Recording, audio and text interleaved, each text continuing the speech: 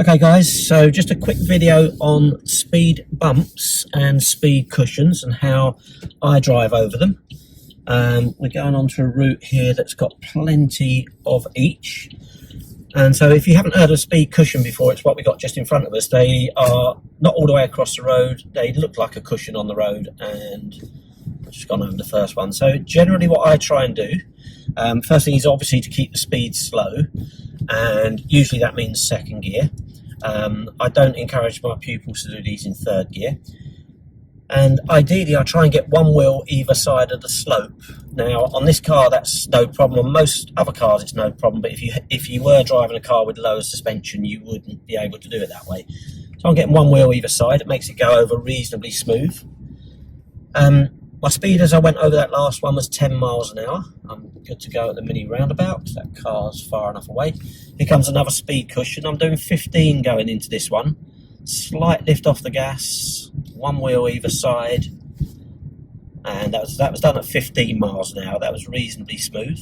There's 3 on the road here, so we're just going to try and get our wheels to go over the left one wheel either side. 13 miles an hour for that one, reasonably smooth. Approaching car, so I need to move slightly left. I can still do the same on the next one.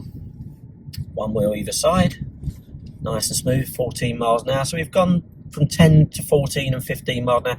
Here's a speed bump. This one goes all the way across the road, so that's the difference between a speed bump and a speed cushion. And that was done at 14 miles an hour as well. Back over to the left side of the road, there's 3 cushions here, so over to the left side of the road, one wheel either side. And now it gets a little bit more interesting because we've got some parked cars coming up, and where the parked cars are, I may not be able to go over the left bump one wheel either side, so we then just have to go over them as best as we can. So approaching the middle here, definitely can't go over the left bump here. I can't really go one wheel either side of the middle bump either because that's going to put me too close to the parked cars.